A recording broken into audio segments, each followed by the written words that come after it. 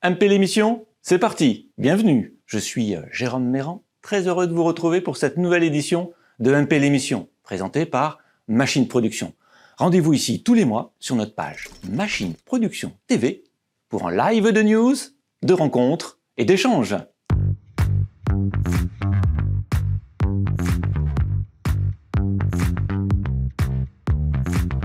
Et pour ne pas rater chacune de nos émissions, abonnez-vous à notre chaîne Machine Production TV. Au sommaire de l'émission, nous allons décrypter l'actualité de l'industrie mécanique et pour cette nouvelle émission, focus sur la cybersécurité. L'industrie 4.0 pousse les entreprises de mécanique à intégrer des technologies numériques et connectées. Toutefois, cette digitalisation ne va-t-elle pas rendre les usines plus vulnérables aux cyberattaques? Mais alors, quelles solutions faut-il déployer pour se protéger face à de tels risques? On en parle avec nos deux invités. Fabrice Chevalère, vous êtes directeur délégué de la MIX, le syndicat professionnel de la mécanique. Oui. Bienvenue. Merci. Gilles Genin, président du pôle IT à l'Anitech. Bonjour. Bienvenue. Merci. Donc l'Anitech, c'est un groupement d'intégrateurs de technologies connectées et sécurisées. C'est ça, c'est l'Alliance nationale des intégrateurs de technologies connectées, pilotées et sécurisées. Alors première question, Gilles, quelle définition faudrait-il donner au mot cybersécurité? Je dirais simplement que le terme cybersécurité, en fait, désigne l'ensemble des menaces et des moyens de protection aussi que l'on peut déployer pour se protéger des risques concernant donc tout écosystème numérique connecté vers l'extérieur, bien sûr, et fonctionnant donc à travers le protocole IP, donc Internet Protocol. Fabrice, avec le déploiement de solutions numériques au sein des ateliers de mécanique, Oui.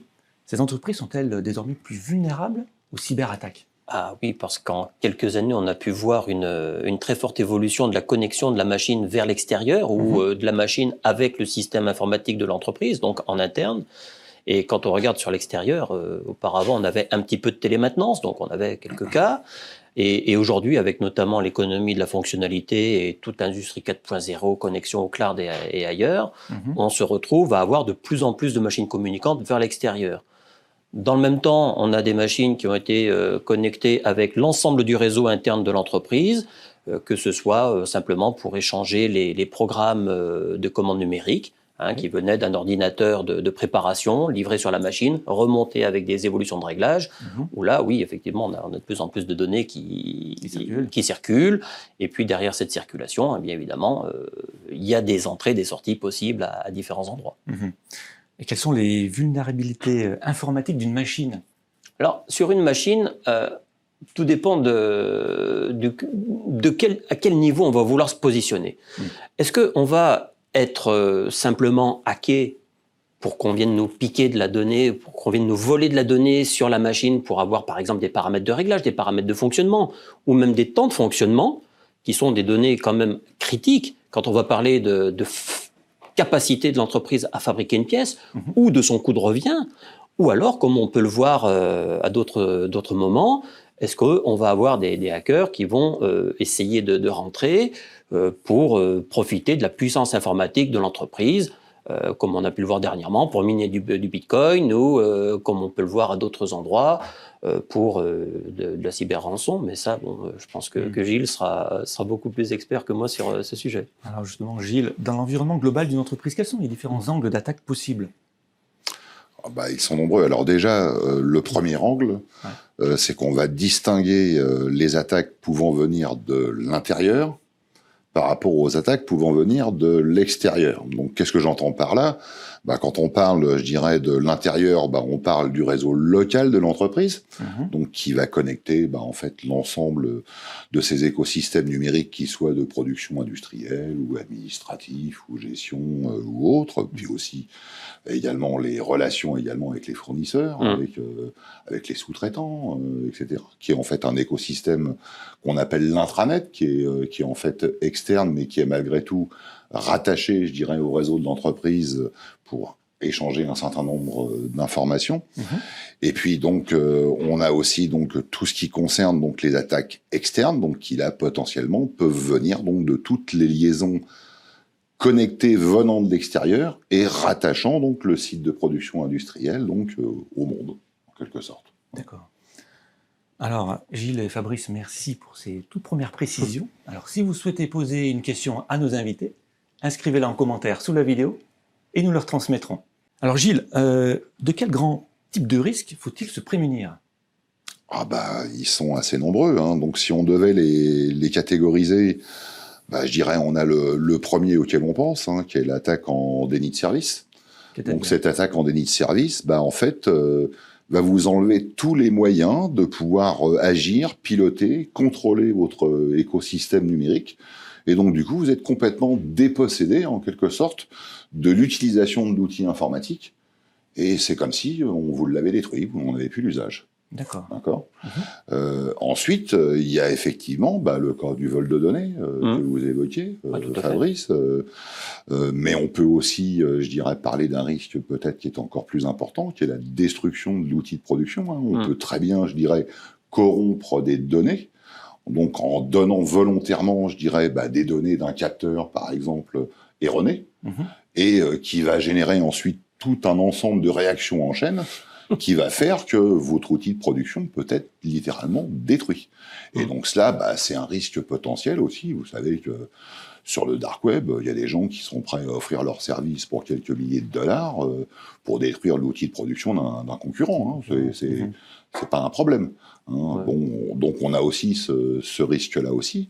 On a parlé aussi du risque de ransomware, donc qui va consister cette fois-ci à soutirer de l'argent à de l'entreprise et donc en prenant en otage en quelque sorte son fonctionnement, ses données, sa production.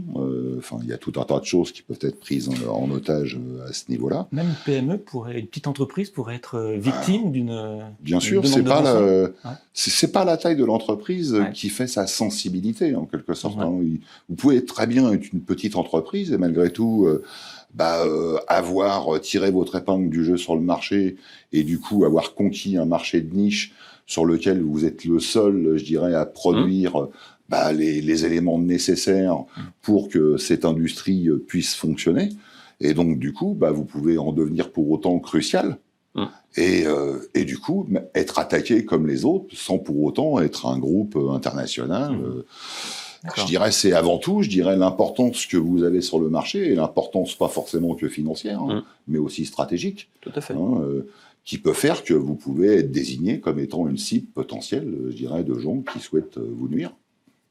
Alors, Fabrice, justement, pour les dommages matériels, quelles sont les conséquences Alors, rebondissons sur un exemple que Gilles a donné. On reparamètre une machine. À distance. À distance. Donc, vous avez une avance rapide sur une machine-outil à commande numérique, par exemple, sur 200 mm, et puis on va passer de 200 mm de course à 300 mm. Bon, tous les usineurs vont le savoir. On en plafonne dans ces cas-là, avec tous les risques de dommages que ça peut avoir. Bon, pour la pièce, ça c'est à la limite pas très grave, mais c'est surtout pour l'ensemble de la machine, la structure de la machine, la broche, où là, on a non seulement des arrêts, mais des coûts qui sont assez faramineux. Bon, voilà, ça c'est un exemple qui nous vient à l'esprit tout de suite. Hein. Aussi des risques peut-être pour les opérateurs également. Alors les opérateurs, inévitablement, parce que quand si la machine n'est plus contrôlée, ou alors pire, si on inverse une fonction de sécurité qui est réalisée par une mission informatique, on va dire, si on coupe complètement cette mission de sécurité, au lieu de protéger l'opérateur, à la limite, soit on peut aller l'agresser ou ne plus le protéger.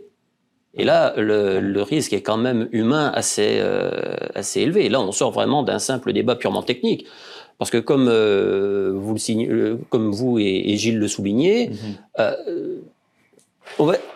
nous nous sommes rendus compte que les hackers, au-delà de l'aspect financier, on a l'impression que parfois c'est un jeu que d'aller attaquer un tout petit, un très gros, un moyen, ou pour se faire la main ou je ne sais quoi. Et derrière cette notion qu'on va pas qualifier de plaisir quand même, il y a des notions quand même humaines qui peuvent être extrêmement importantes. Alors, justement, dans le nouveau règlement machine qui est en préparation, qui succédera à la directive 2006-42 CE, il est question de cybersécurité. Et oui, le règlement machine qui va être en application en 2025. Alors, différence entre directive et règlement. Alors, une directive européenne, c'est un texte qui est produit par l'Union européenne et qui doit être transposé ensuite en droit national, État par État. Le règlement, c'est toujours un texte qui est produit par la Commission européenne, mais qui est d'application immédiate et surtout sans transposition nécessaire sur tous les États.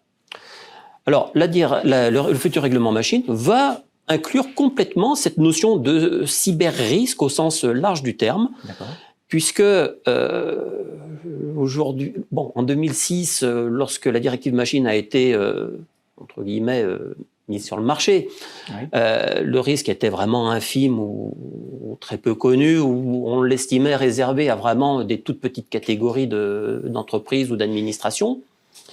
Eh bien, ce cyber-risque, aujourd'hui, il est énorme, il est de plus en plus prégnant, et ça va se traduire avant tout pour nous, constructeurs ou exploitants de machines, par une évolution de l'analyse de risque. Et derrière l'analyse de risque, eh bien, un certain nombre d'actions à mettre en œuvre pour se prémunir ou réduire évidemment à un minimum le risque. Rebondissons sur un exemple qu'on abordait tout à l'heure. Vous avez une fonction de sécurité qui est tenue par un système informatique. Vous venez hacker ce système informatique et là, la fonction de sécurité n'est plus du tout tenue. Et la directive et bientôt le règlement machine, un de leurs premiers objectifs, c'est avant tout de protéger l'intégrité du salarié, de la personne qui va piloter complètement cette machine. Mais comment on peut protéger une machine contre un hacker?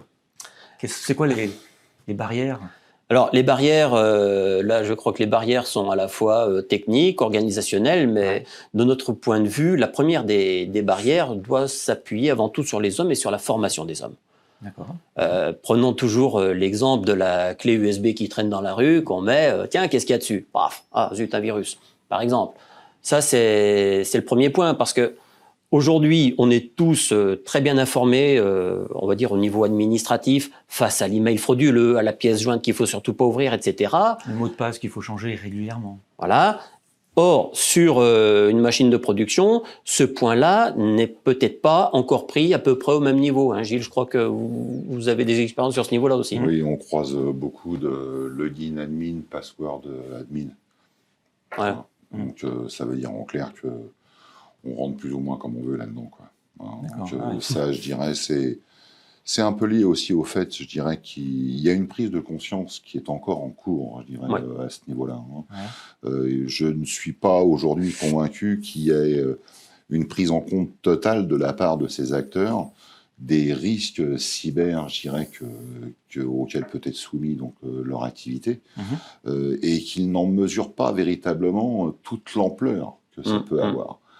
Parce que cette ampleur peut être extrêmement sévère. Et quand je dis extrêmement sévère, c'est amené directement à la fermeture de l'entreprise. C'est aussi simple que ça. Donc on peut se retrouver vraiment face à des problématiques extrêmement aiguës, voire insolubles, et qui ne nous laissent pas de solution. Et en même temps, il faut aussi être conscient que, comme avec les gendarmes et les voleurs, les hackers ont toujours un coup d'avance. Puisque de toute façon, je dirais... Aujourd'hui, il est très complexe, voire même impossible, de pouvoir, en quelque sorte, analyser l'ensemble des programmes auxquels on recourt. Alors, quand je parle de programmes, je parle aussi bien de programmes qui sont intégrés, par exemple, dans les systèmes machines-outils, mais je pourrais aussi parler d'operating system, je pourrais parler aussi de firmware, donc qui sont typiquement, je dirais, les logiciels que l'on embarque directement dans les processeurs, je dirais, des machines ou des équipements électroniques, et qui sont tous susceptibles de porter une ou plusieurs failles, quoi. Et ça, malheureusement, je dirais, ça ne va pas en s'arrangeant aussi, parce que, pour faire un petit rappel historique, je vous rappelle qu'on est arrivé sur la Lune avec une puissance informatique qui était l'équivalent, même pas de votre calculette, quoi. D'accord ? Et donc, à l'époque, de par le fait qu'on était extrêmement restreint par les puissances de calcul, il y avait une volonté d'optimisation des programmes et des logiciels qui était absolument indispensable, quoi. Sinon ça pouvait pas fonctionner. Et donc lorsqu'on développait en fait une routine, un programme, eh bien on avait en fait deux acteurs qui intervenaient, l'analyste et le programmeur.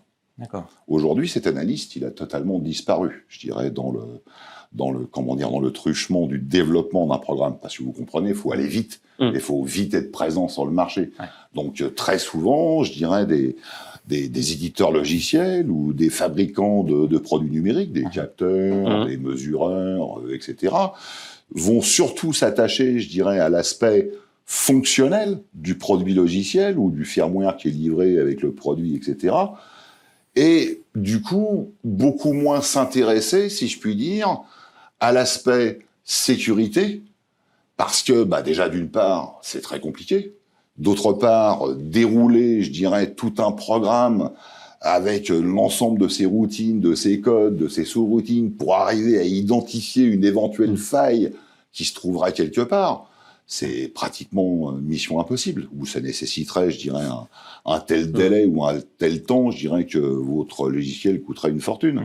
Donc très souvent, je dirais, les problématiques arrivent par là. Il est très difficile de toute façon d'avoir des solutions permettant de s'en protéger à 100%. Ça n'existe pas, ça. Oui, puis, on peut se rapprocher asymptotiquement de ces 100%, mais on ne les atteindra jamais. Faut pas... Justement, quel conseil vous pourrez donner aux entreprises pour se protéger contre ces cyberattaques ? Je dirais, il y a de toute façon, il y a des principes, il y a des règles de base déjà à appliquer. Déjà, la première règle de base à appliquer, c'est ce qu'on appelle le no trust. Et en fait, en clair, on ne fait confiance à personne. C'est ce que veut dire littéralement la traduction du no trust. D'accord. Donc en fait, vous êtes face, je dirais, à une administration, vous êtes face à un fournisseur, vous êtes face à un partenaire, à un sous-traitant, à un de vos propres salariés. Vous n'avez confiance en personne. D'accord. Première. Parce que de toute façon, tout partenaire, tout sous-traitant, tout salarié peut très bien avoir été infecté totalement à son insu. D'accord. Et malheureusement, c'est le genre de choses qu'il vaut mieux découvrir avant, parce qu'après, c'est trop tard. Donc, ne pas faire confiance. Ne pas faire confiance. Ensuite.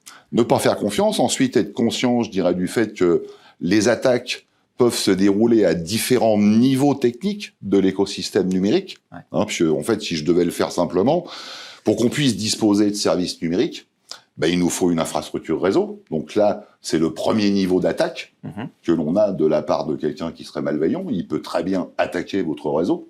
Et par exemple, comme je vous le disais tout à l'heure, faire une attaque en déni de service, c'est-à-dire qu'il n'y a plus personne, je dirais, qui arrive à accéder à votre serveur, il n'y a plus personne qui arrive à accéder à votre réseau local pour pouvoir piloter les machines dans l'usine ou je ne sais quoi d'autre, parce que c'est la porte d'entrée. Parce qu'en fait, je vous bombarde, je dirais, de requêtes jusqu'à vous totalement saturer votre serveur ou votre firewall, et puis au bout d'un moment, qui dit j'arrête.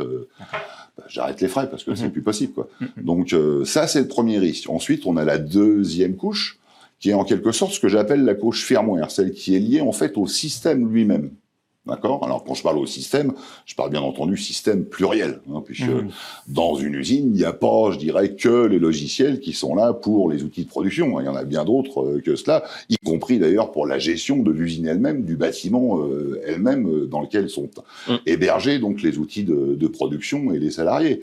Donc ça, c'est le deuxième niveau. Donc, dont il faut aussi se protéger. Donc là, évidemment, ça va être mise à jour régulière, je dirais, de ces firmware dès qu'ils sont mis à disposition par le fabricant sur le marché. Alors évidemment, on se lance pas non plus dans la mise à jour firmware sur un outil de production. Parce qu'un firmware qu'on upgrade peut être aussi un firmware buggé. Et donc, on vérifie d'abord son bon fonctionnement avant de se lancer dans une mise à jour. C'est une précaution de base, si je puis dire. Et puis enfin, donc le troisième niveau, qui est le niveau applicatif cette fois, donc qui se déroule plutôt au niveau de la donnée, au niveau de l'interface, de l'application qu'utilise l'utilisateur à travers son smartphone, son PC industriel de pilotage, etc., et qui peut être aussi potentiellement, lui également, attaqué sur cette couche applicative. D'accord. Puis surtout, il ne faut pas oublier que ce sont des outils programmés par l'humain, ce sont des verrous, et donc programmés par l'humain, ça veut dire qu'il y a inévitablement une possibilité, au-delà de l'erreur, mais enfin, il y a une couche humaine qui reste humaine. Alors après, il y a plein de entre guillemets, il y a plusieurs solutions pour essayer de s'en prémunir, notamment, je pense au honeypot, ou le pot de miel, qui est l'espèce de petite ouverture très, très sympa pour le hacker.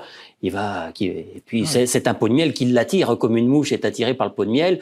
Et là, on va pas pouvoir le capter comme un pot de miel capte une mouche en été dans un pot avec un goulot extrêmement serré, mais ça va donner à nos équipes le temps de détecter cette attaque et de mettre en place un certain nombre de barrages pour la circonscrire vraiment dans le pot de miel. D'accord. Bah écoutez, ça sera le mot de la fin. Fabrice, Gilles, j'étais très heureux de vous recevoir, mais restez encore avec nous, car on adore les bonnes nouvelles, surtout quand elles proviennent de notre belle industrie de la mécanique. C'est l'heure de notre rubrique MPL News.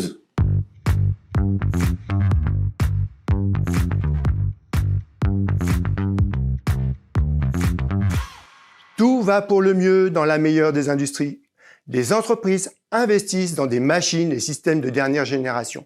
On peut citer Hydroméca qui a réceptionné un centre d'usinage DMG Maury. Sermop a robotisé 2 centres d'usinage 5 axes avec un magasin de stockage Engineering Data.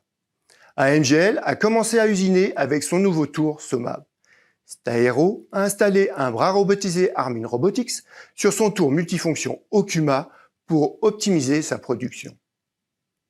L'industrie embauche. Tecmo Satec recrute un technico-commercial itinérant outil coupant. Axem Technologies, un ingénieur automaticien. Et JPB System est à la recherche d'un ingénieur conception mécanique, chef de projet R&D. Retrouvez toutes ces informations complètes et bien d'autres encore sur notre site Machine Production, Espace Emploi. À noter, la société TCVL, Tôlerie et Chaudronnerie, rejoint le groupe AFUM, atelier de fabrication et d'usinage mécanique. Enfin, Ressort Masselin reprend ses activités après avoir subi une cyberattaque. Beaucoup de recherches d'emploi, beaucoup d'investissements dans des ateliers. Nos entreprises continuent de se moderniser. Retrouvez toutes ces informations et plus sur notre site machineproduction.fr. Que la meilleure des industries soit avec vous.